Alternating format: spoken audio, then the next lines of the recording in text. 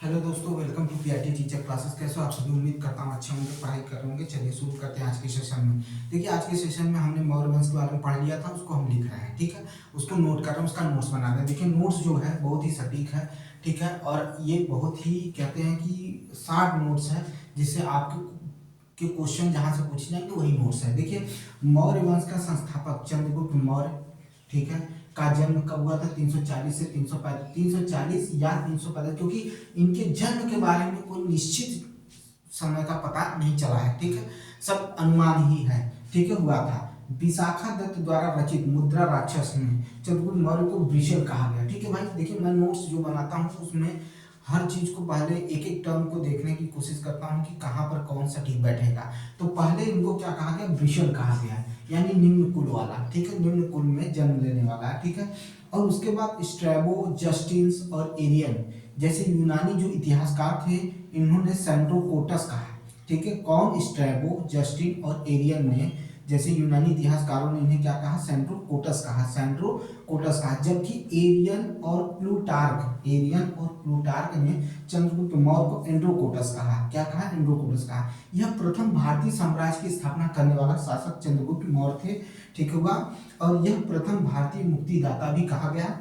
घनानंद को हराने के में इसकी सहायता चाणक्य ने की, और बाद में चाणक्य इसका प्रधानमंत्री बना। सेनापति नहीं, प्रधानमंत्री बना। प्रधानमंत्री बना। ठीक है, प्रधानमंत्री बना। क्या बना? प्रधानमंत्री बना।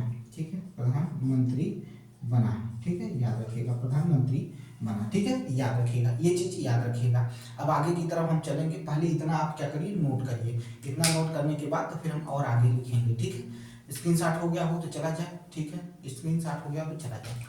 ठीक है, चलिए चलते हैं।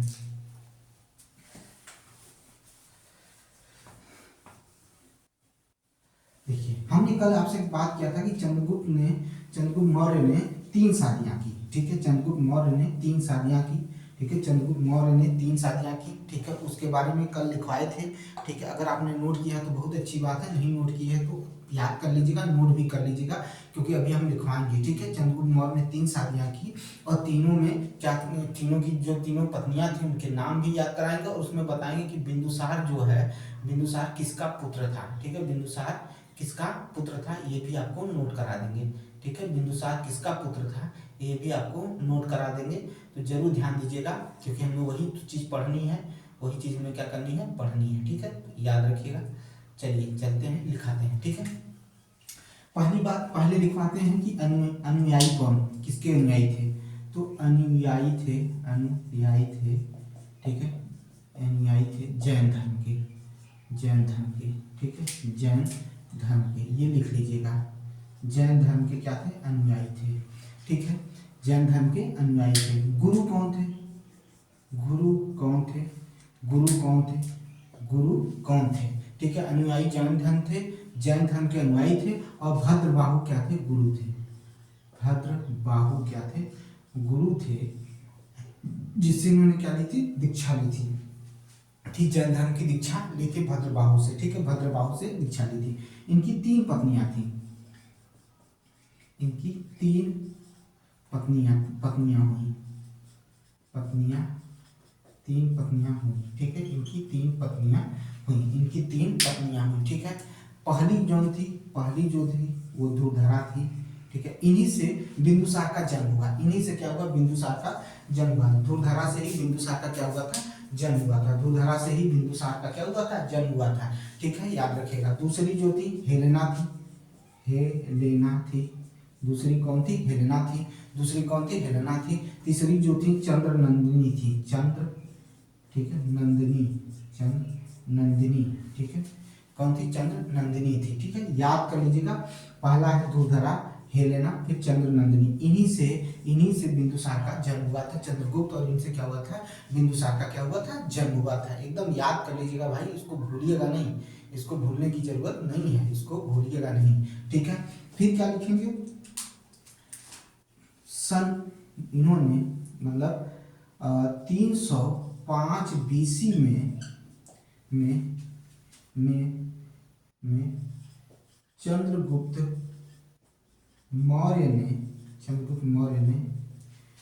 मौर्य ने सेल्यूकस निकेटर को हराया। सेल्यूकस निकेटर को हराया। चंद्रगुप्त मौर्य ने सेल्यूकस निकेटर को हराया और हराने के बदले में, ठीक है, हराने के बदले में सेल्यूकस निकेटर ने अपनी पुत्री का विवाह किससे करा दिया? चंद्रगुप्त मौर्य से करा दिया। चंद्रगुप्त मौर्य से करा दिया। ये इंपॉर्टेंट नहीं है, ये इंपॉर्टेंट नहीं है। इंपॉर्टेंट क्या है? सेल्यूकस निकेटर के राजदूत मेगास्थनीज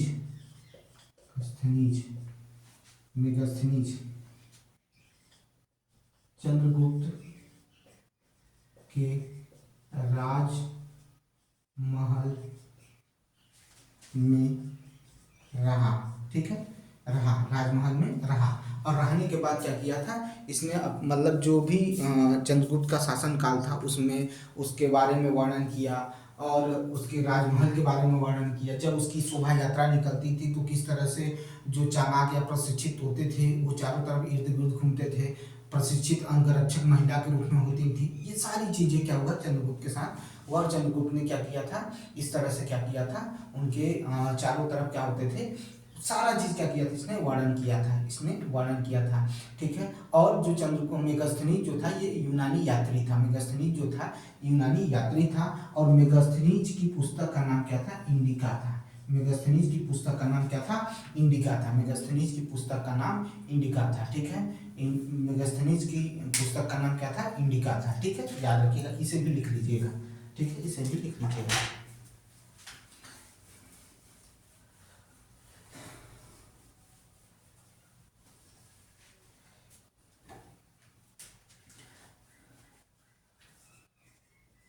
सेल्यूकस निकेटर द्वारा दिए गए प्रांत। ठीक है, किसको दिया गया? तो चंद्रगुप्त मौर्य को। भाई हार चुका था तो इनको तो भाई कुछ ना कुछ तो देना पड़ेगा। ठीक है, क्योंकि संधि का समझौता हुआ था। तो उसमें क्या किया था चंद्रगुप्त मौर्य को सेल्यूकस निकेटर ने क्या किया था, कुछ प्रांत क्या कर दिए थे, उपहार के तौर में दे दिए थे। उपहार के तौर में क्या किए थे? दे दिए थे। किसको दिए थे? जो चंद्रगुप्त मौर्य को दिया था। चंद्रगुप्त मौर्य को दिया था। किसने दिया था? तो किसने दिया था? तो सेल्यूकस निकेटर ने दिया था। सेल्यूकस निकेटर ने दिया था। ठीक है, याद रहेगा, सेल्यूकस निकेटर ने दिया था। ठीक है, 305 ईसा पूर्व में इसने क्या किया था? सेल्यूकस निकेटर को हराया था। कौन हराया था? चंद्रगुप्त मौर्य ने हराया था। ठीक है, याद रखिएगा, चंद्रगुप्त मौर्य ने क्या किया था? हराया था।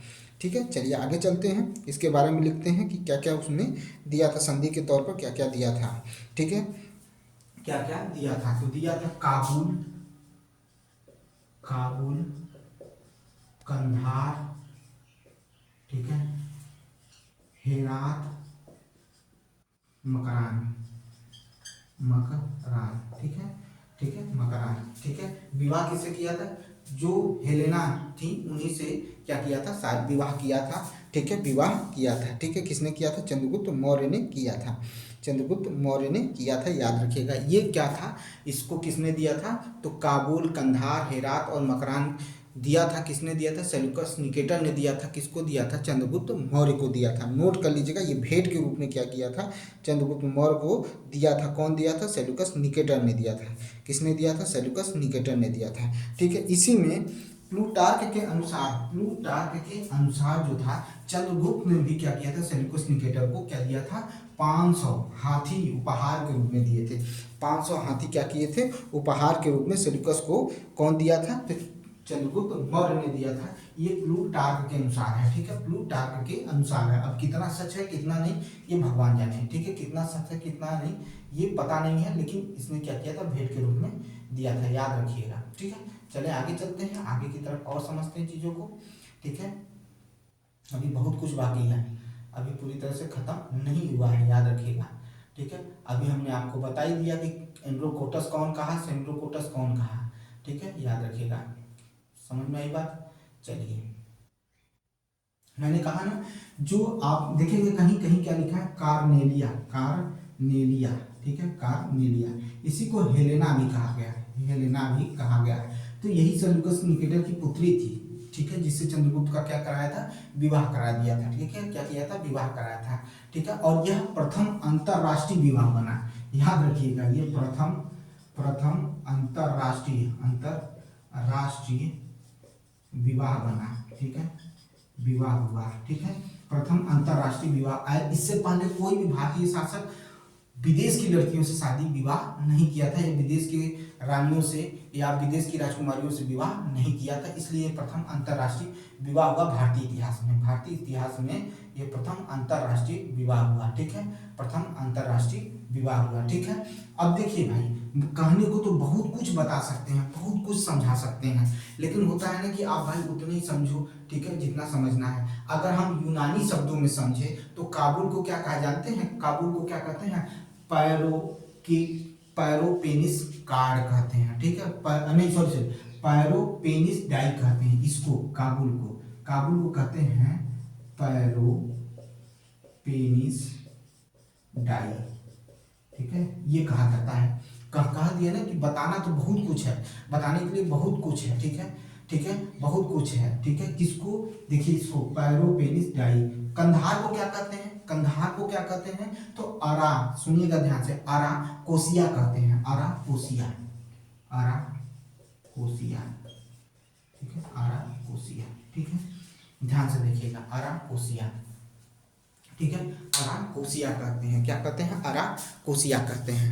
चलिए समझ में आई बात, देख लीजिए, काबुल को क्या कहा, उनके अनुसार यूनानी भाषा है ये, पैरोपेनिस डाई, फिर ये क्या है, अराकोसिया हो गया, कंधार। अब हेरात के बारे में सुन लीजिए, हेरात को क्या कहा गया, हेरात को कहा गया एरिया, क्या कहा गया, एरिया कहा गया, ठीक है, हेरात को एरिया उनके अनुसार है, उनके सेल्यूकस निकेटर के अनुसार, ठीक है। और ये मकरान जो है बलूचिस्तान में आता था, तो उसमें क्या कहा गया, उसमें क्या कहा गया, तो जेड्रोसिया कहा गया, क्या कहा गया, जेड्रोसिया कहा गया, क्या कहा गया, जेड्रोसिया कहा गया, ठीक है। ये चीज है तरीका, ये समझने की कोशिश करिए, ठीक है। कहे ना बताने को बहुत कुछ है, अभी सुनिएगा, प्रथम अंतरराष्ट्रीय विवाह है ये, ठीक है, कह तो रहे हैं कि आपको बताने के लिए बहुत कुछ है, लेकिन हमें इतना ही जानना है जितने से हमारा एनटीपीसी में काम चल जाए।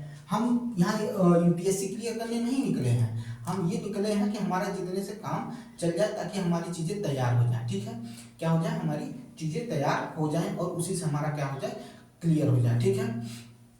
अब देखिए ध्यान से सुनिएगा, अगर हम बात करें, ये चीज हो गया, काबुल को समझ में आया, पैरोपेनिस डाई कहा गया, अराकोसिया कहा गया, कंधार को कहा गया, यूनानी शब्दों में पूछ सकता है, ठीक है, हेरात एरिया, और फिर जेड्रोसिया हो गया। कार्नेलिया को हेलेना कहा गया, यही है, देख लीजिए, चंद्र नंदिनी हेलेना यानी कार्नेलिया, और उसके बाद कौन थी, दुर्धरा थी, ठीक है, तो याद रखिएगा। और ये प्रथम अंतरराष्ट्रीय विवाह हुआ। अब देखिए, जो मेगास्थनीज राजदूत था, ये नियुक्त प्रथम विदेशी राजदूत था, ठीक है, यह प्रथम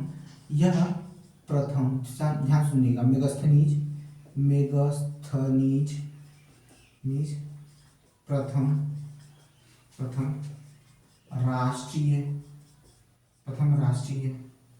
प्रथम विदेशी राजदूत हुआ, ठीक है। इससे पहले कोई विदेशी राजदूत भारत में नहीं आया था, ठीक है, राजदूत नहीं आया था, इसे प्रथम भारत विदेशी राजदूत माना गया, ठीक है, प्रथम विदेशी राजदूत माना गया, ठीक है। समझ में आई बात, अगर समझ में आ गई है तो आगे चले, ठीक है, समझ में आ गई तो आगे की तरफ चले, ठीक है, आगे की तरफ चले, ठीक है, समझिएगा, ठीक है, समझने की कोशिश करिएगा भारत का। अब समझिएगा कि अगर हम बात करें पाटलिपुत्र की, क्योंकि इनकी राजधानी बनी, मगध की राजधानी इससे पहले बहुत लंबे समय तक कौन थी, तो राजगृह थी, लेकिन बाद में कौन बन गया, पाटलिपुत्र बना, क्या बना, पाटलिपुत्र बना, यह, ठीक है, पाटलिपुत्र बना, सब नोट करिएगा, पाटलिपुत्र। इस समय तक पाटलिपुत्र भारत का सबसे बड़ा नगर था, ठीक है। पाटलिपुत्र इस समय तक भारत का सबसे बड़ा नगर था, जो गंगा और सोन नदी, ठीक है, गंगा और सोन नदी के क्या होता था कि गंगा और सोन नदी के बीच में था, और समानांतर भुजाओं में कटा हुआ था, ठीक है, याद रखिएगा, समानांतर भुजाओं में क्या था, बटा हुआ था, ठीक है, याद रखिएगा। अब ध्यान से देखिएगा, हमने कहा था कि जब वो नगर बसाया गया था, मैंने कहा था कि मेगास्थनीज ने क्या किया था, विशेष वर्णन या विशेष टिप्पणी किया था। इसी ने बताया भाई कि क्या है, तो 64 द्वार है, 64 द्वार है, क्या है, 64 द्वार है, क्या कहा था, तो 64 द्वार है, और क्या है, 570 क्या है, बुर्ज है, 570 क्या है, बुर्ज है। किसने बताया था, तो मेगास्थनीज ने बताया था, मेगास्थनीज ने बताया था। ठीक है, ठीक है, मेगास्थनीज ने बताया था। और मेगास्थनीज ने क्या किया था, देखिए वो सब भी बता देते हैं आपको। ठीक है, वो भी सुन लीजिए। ठीक है, सुनिए ध्यान से। मेगास्थनीज द्वारा पाटलिपुत्र का वर्णन।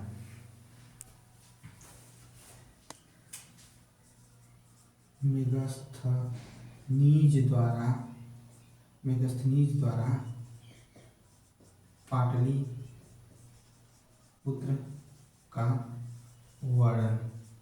ठीक है, मेगास्थनीज द्वारा पाटलिपुत्र का वर्णन। ठीक है, मेगास्थनीज द्वारा पाटलिपुत्र का वर्णन क्या बताया, इसने बताया कि इस नगर में अधिकतर मकानों का निर्माण लकड़ी से हुआ था। सॉरी, इस नगर में अधिकतर मकानों का निर्माण लकड़ी से हुआ था, लकड़ी से हुआ था। ठीक है, किससे हुआ था, तो लकड़ी से हुआ था। ठीक है, क्या था, लकड़ी से हुआ था। राज्य में शांति थी, राज्य में शांति थी, राज्य में शांति थी। ठीक है, शांति थी। सुरक्षा व्यवस्था बहुत ही अच्छी थी, सुरक्षा व्यवस्था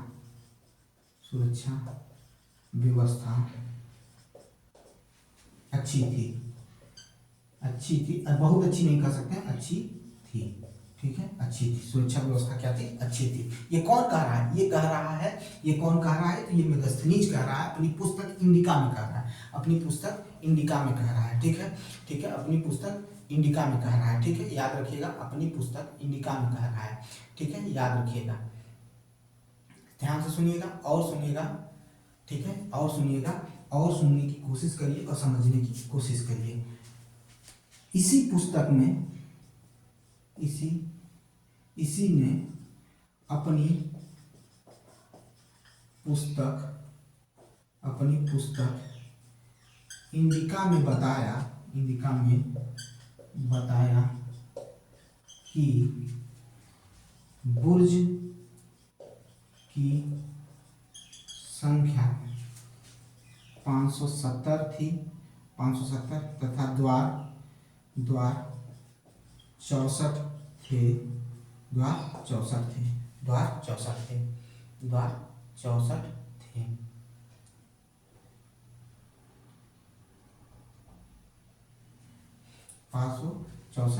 द्वार थे। ठीक है, ये किसकी चर्चा कर रहा है, ये किसकी चर्चा कर रहा है, राजमहल की चर्चा कर रहा है। ठीक है, राजमहल की चर्चा कर रहा है। इसी में राजमहल के बारे में यह बताया कि राजा किसी भी कमरे में 2 रात से ज्यादा 2 रात से ज्यादा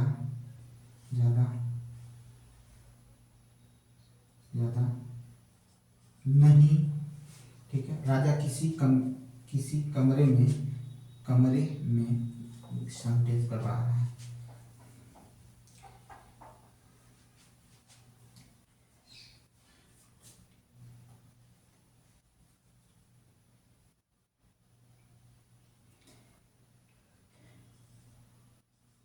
इसने बताया कि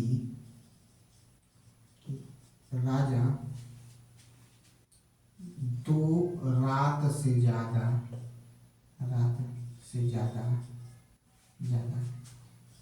किसी भी कमरे में नहीं रुकता था। ठीक है, भोजन भोजन बनने के बाद उसको चखने के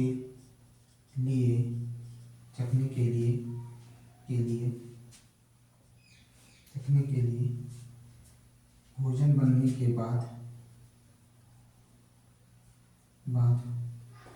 उसको पहले चखा जाता था, फिर राजा उस भोजन को करता था।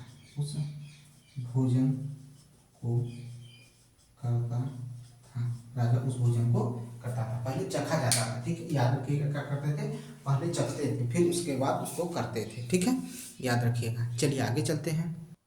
चलिए ये हो गया, समझ में आ गया। चलिए आगे देखिए बहुत कुछ है आपके लिए इसी पुस्तक में। ये किसकी पुस्तक की बात हो रही है? मेगास्थनीज की इंडिका पुस्तक की बात हो रही है। ठीक है, जो उसमें लिखा है उसका हम वर्णन कर रहे हैं, और जो इम्पोर्टेंट है, जो पूछा गया है अभी तक, उसकी बात कर रहे हैं। ठीक है, उसकी बात कर रहे हैं, ध्यान से सुनिएगा। इसने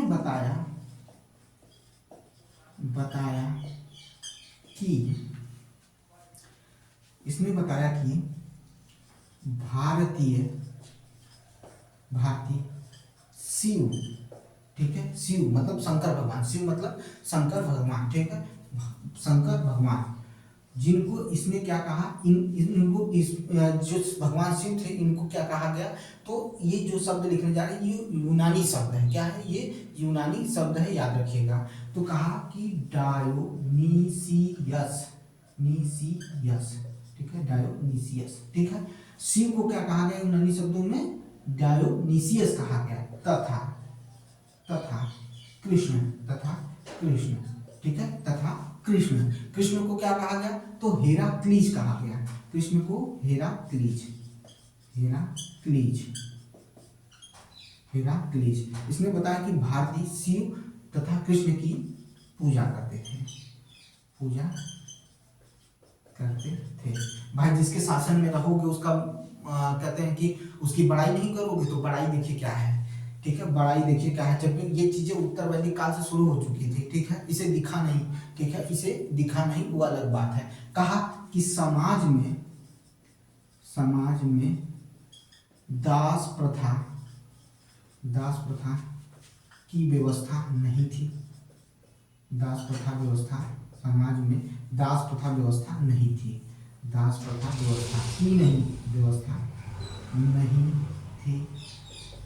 बहुविवाह प्रचलित नहीं था।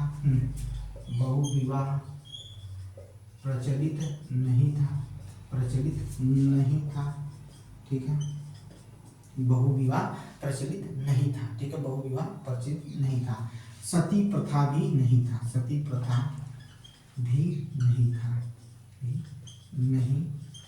ठीक है, याद रखिएगा। तो दो चीजें याद रखने वाली चीजें हैं। देखो, डायोनीसियस और उसके बाद क्या था? हेराक्लीज। ये क्वेश्चन बनेगा कि मेगास्थनीज की पुस्तक इंडिका के अनुसार भारत में निम्न में से कौन सी व्यवस्था प्रचलित नहीं थी, या इनमें से कौन सी व्यवस्था प्रचलित थी। ठीक है, तो क्या थी व्यवस्था? थी दास प्रथा व्यवस्था नहीं थी, बहुविवाह प्रचलित नहीं था, सती प्रथा भी प्रचलित नहीं था। ठीक है, ये भी चीजें आपको लिखना पड़ेगा। और कहा कि भारत में अकाल पड़ता ही नहीं था। इसने लिखा, और इसने बताया भारत में अकाल नहीं पड़ता है।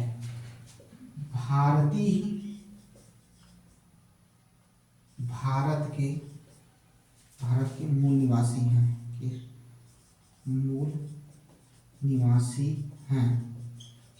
जो उस समय भारतीय थे वही भारत के मूल निवासी हैं। इसने कहा कोई भारत बाहर से नहीं आया। इसने कहा कि कोई भी बाहर से नहीं आया है।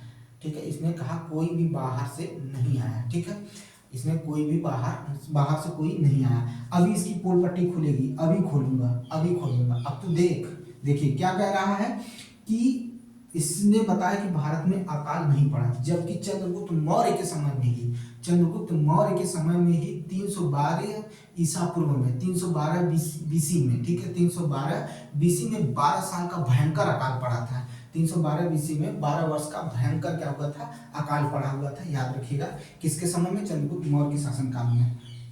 अब तू देख, चंद्रगुप्त मौर्य के शासनकाल में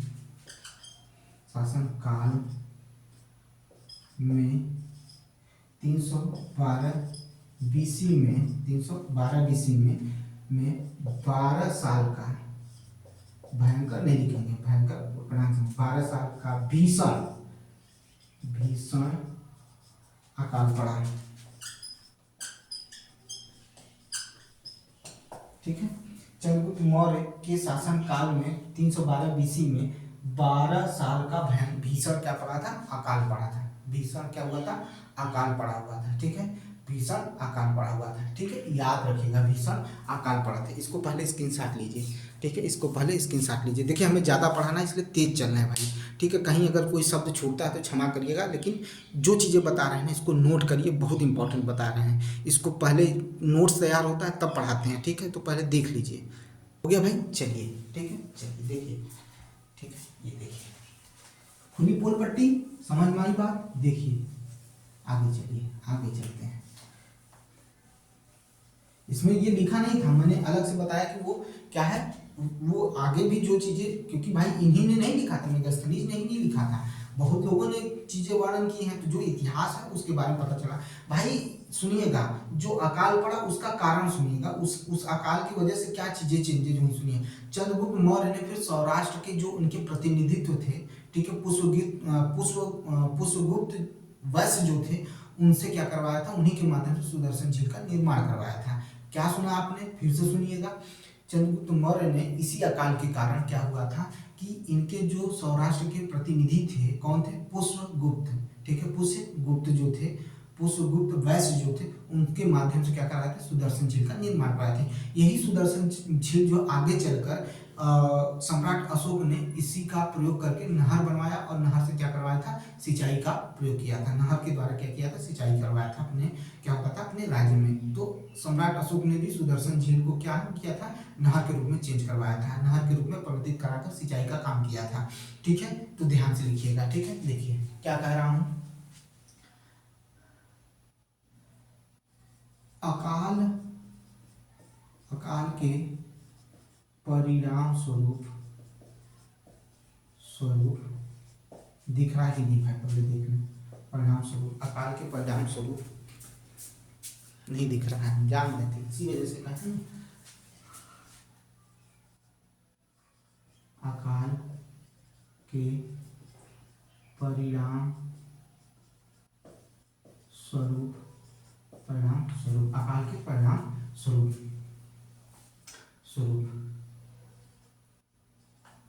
चंद्रगुप्त मौर्य ने सौराष्ट्र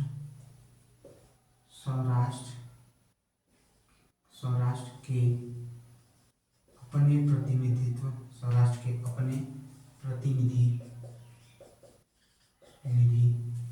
ठीक है, अपने प्रतिनिधि पुष्यगुप्त वैश्य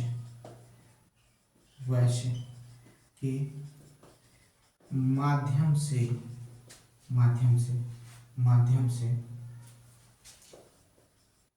सुदर्शन झील का निर्माण करवाया, सुदर्शन झील का निर्माण करवाया। आगे चलकर इसी झील को सम्राट अशोक ने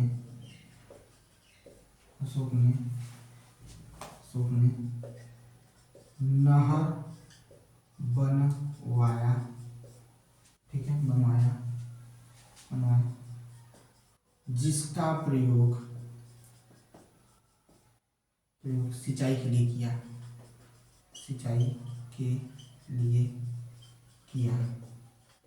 ठीक है, मैंने कल ही आपसे बताया था कि जो व्यवस्था थी बहुत अच्छी थी। ठीक है, आगे मैंने आपसे कल ही बात किया था कि जो भी व्यवस्था थी वो बहुत ही अच्छी व्यवस्था, ठीक है, बहुत ही अच्छी व्यवस्था थी। ठीक है, प्रथम जैन संगति, ध्यान से सुनिएगा, प्रथम जैन संगति भी चंद्रगुप्त मौर्य के समय में हुआ। चंद्रगुप्त मौर्य के शासन काल में ही पाटलिपुत्र में प्रथम जैन संगति हुई। प्रथम जैन संगति क्या हुआ था? चंद्रगुप्त मौर्य के समय में हुआ था, और वो भी कहाँ हुआ था? पाटलिपुत्र में हुआ था, पाटलिपुत्र में हुआ था। और यहीं पर क्या हुआ था कि जैन धर्म दो शाखाओं में क्या हो गया था? विभाजित हो गया था। जैन धर्म दो शाखाओं में क्या हो गया था? विभाजित हो गया था। ठीक है, जैन धर्म विभाजित हो गया था। तो क्या लिखेंगे कि प्रथम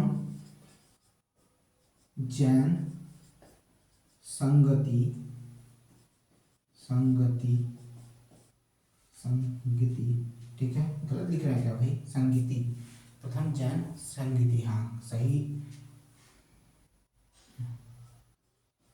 संगति, प्रथम जैन संगति चंद्रगुप्त मौर्य के शासन काल में, शासन काल में पाटलिपुत्र में हुआ, पाटलिपुत्र में हुआ, हुआ, हुआ।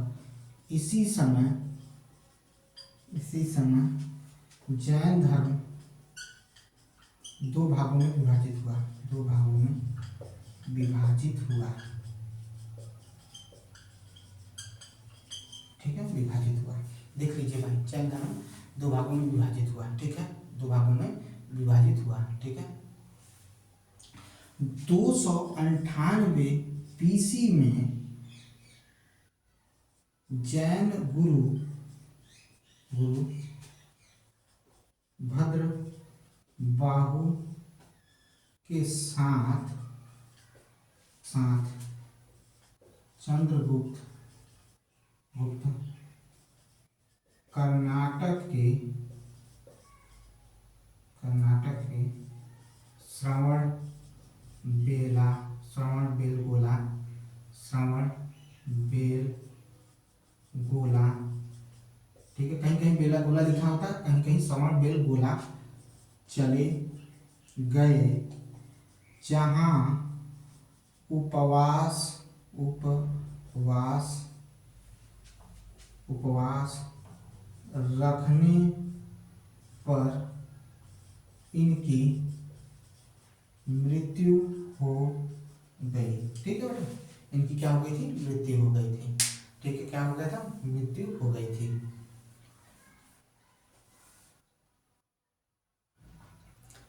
ठीक है, देख लीजिए भाई, इनकी क्या हो गई थी? मृत्यु हो गई थी। देख लीजिए, इसका स्क्रीनशॉट ले लीजिए। ठीक है, इसका स्क्रीनशॉट ले लीजिए। चलिए देखिए, ये जो उपवास रखने का जो पद्धति है, इसी को संलेखना पद्धति कहते हैं। ठीक है, संलेखना पद्धति कहते हैं उपवास रखने की पद्धति को। 2 मिनट, चलिए देखिए क्या कर रहे थे, कॉल आ गया था।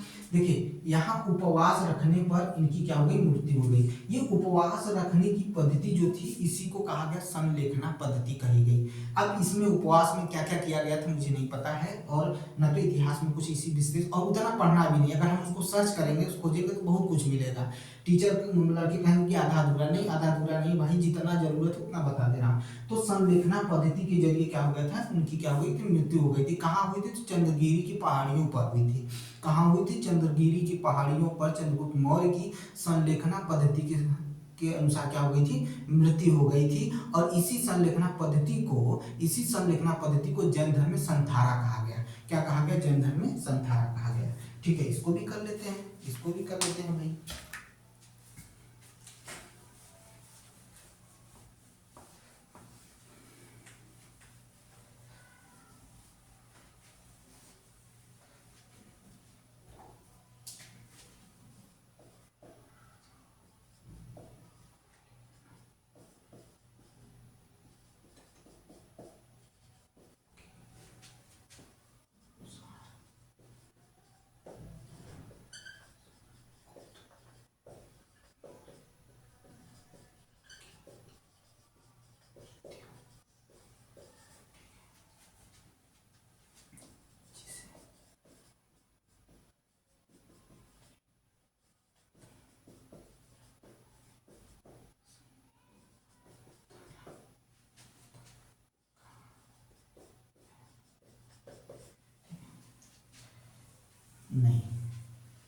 जिसे जैन धर्म में नहीं, इस पद्धति को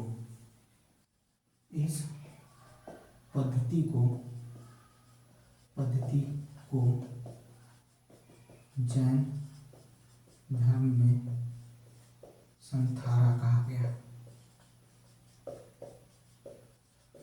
ठीक है, संथारा कहा गया।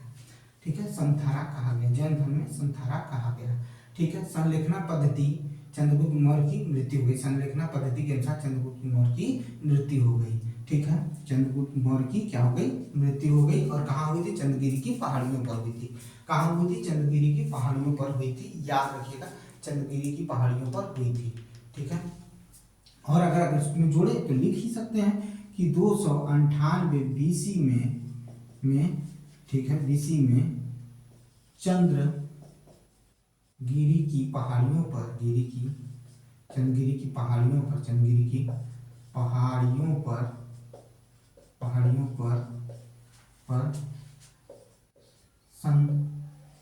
संलेखना पद्धति के अनुसार से चंद्रगुप्त की मृत्यु हो गई। सोचिए कितने महान शासक रहे होंगे कि इन्होंने अपना खुद क्या किया था, इस पद्धति के जरिए क्या किया था, अपने शरीर को त्याग किया था। ठीक है,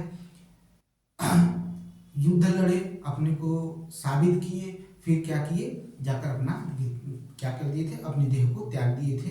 और गए किसके साथ, गुरु के साथ गए। गुरु के साथ गए। और हम क्या करते हैं, सिर्फ नौकरी लग जाए, को अच्छी सी शादी हो जाए और घूमे फिरे मस्त रहे, यही है। नहीं, जीवन में आए हैं तो कुछ करके जाइए, कुछ विशेष करके जाइए। कम से कम 1000 में तो कम से कम गिने ही जाइए कि 1000 से बेहतर है आप, कम से कम। बाकी आपके पास तो इतनी जनसंख्या है, उनमें आप बेहतर बन के दिखाइए, क्या दिक्कत है उसमें, आप बेहतर बन के दिखाइए, क्या दिक्कत है, कोई दिक्कत नहीं है। वो आप पर निर्भर करता है कि आप कितने अच्छे बन सकते हैं, वो आप पर डिपेंड करता है। ठीक है, वो आप पर डिपेंड करता है। ये चीज हो गई चंद्रगुप्त मौर्य के बारे में, पूरा तरह से आपने पढ़ लिया। कल बता ही दिए थे, जो शासन व्यवस्था थी अच्छी थी। आज भी कुछ वर्णन किए हैं, चीज़ों को समझाए हैं, उतना उसमें उतना ज़्यादा चीज़ें नहीं थी जिसकी ज़रूरत हमें नहीं लगा। ठीक है, मापनी विधि आ चुकी थी। ठीक है, चाहे वजन को मापना हो, चाहे लंबाई मापना हो, ठीक है, वो भी आ गया था। दूसरी चीज़ थी, शासन व्यवस्था अच्छा था, व्यापार में क्या होने लगा था, वृद्धि होने लगा था।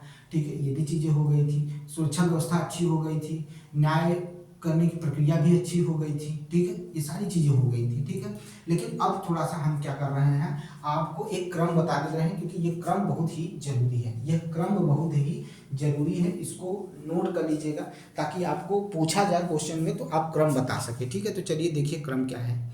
चलिए देखिए यहाँ पर क्या है, देखिए इस कुल को टोटल कितने हैं, 10 हैं। ठीक है, मौर्य साम्राज्य के जो शासन काल थे, वो शासकों की संख्या कितनी थी, 10 थी। ठीक है, चंद्रगुप्त मौर्य कितने कब आए, तो 322 या 321 भी कहीं कहीं लिखा है, तो 322 या 321 से लेकर 298 बीसी कौन था, चंद्रगुप्त मौर्य था। उनके पुत्र आए बिंदुसार मौर्य। ठीक है, वो कौन से, वो कब से थे, 298 से 271 बीसी तक थे। फिर अशोक आए 269 से 232 बीसी में आए। फिर उसके बाद कुणाल मौर्य आए 232 से 228 बीसी तक। दशरथ मौर्य आए 228 से 224 बीसी तक। फिर संप्रति मौर्य आए, एक संप्रति सैन्य अभ्यास भी है, याद रखिएगा कि भारत और किसके बीच होता, बताइए, भारत बांग्लादेश, भारत श्रीलंका, भारत नेपाल, इसी में 3 में से एक है, बताइएगा। संप्रति मौर्य 324 से 315 बीसी। साली सुख, ठीक है, मौर्य जो थे 315 से 202 बीसी। देववर्मन मौर्य थे 202 से 195 बीसी। शतधन्वय मौर्य थे 155 से 187 बीसी। बृहद्रथ मौर्य थे 187 से 185, कहीं कहीं 184 लिखा हुआ है। ये पूरा क्रम है, इसी क्रम को आपको याद रखना। मैंने कहा ना, मैं छोटे में बहुत बड़ी चीज दूंगा, आज पूरा सम्राट चंद्रगुप्त मौर्य के बारे में खत्म हो गया और ये क्रम भी मैंने बता दिया। इसी क्रम से मैं क्या करूंगा, आपको पढ़ाऊंगा, याद रखिएगा। ये चीज खत्म हो गई, इस चीज को समझ लिए हैं। अब इसको आप नोट करिए, रिवाइज करिए, क्योंकि आज चंद्रगुप्त मौर्य पढ़ाने के बाद, ठीक है, ये वीडियो अपलोड होने के बाद तुरंत बाद आपको 10 क्वेश्चन साइंस से रात में 8 बजे और 10 क्वेश्चन क्या होंगे आपको मैथ से, हिस्ट्री से मिलेंगे, मैथ कह रहे हैं यार, दिमाग में चल रहा है। तो साइंस और हिस्ट्री से 10-10 क्वेश्चन मिलेंगे। 8 बजे मैं ऑनलाइन हो जाऊँगा और 7 बजे ये आपको वीडियो मिल जाएगा। 7 बजे निश्चित मिल जाएगा, याद रखिएगा। 7 बजे इसको मैं अपलोड कर दूँगा, ठीक है? और आप 7 बजे से 1 घंटे में आप चाहेंगे तो इसको रिवाइज कर लेंगे, इसी से संबंधित क्वेश्चन भी आएँगे, ठीक है? मिलते हैं नेक्स्ट वीडियो में। बहुत बहुत धन्यवाद। लाइक करिए, शेयर करिए, सब्सक्राइब करिए मेरे चैनल को। मिलते हैं नेक्स्ट वीडियो में। Thank you.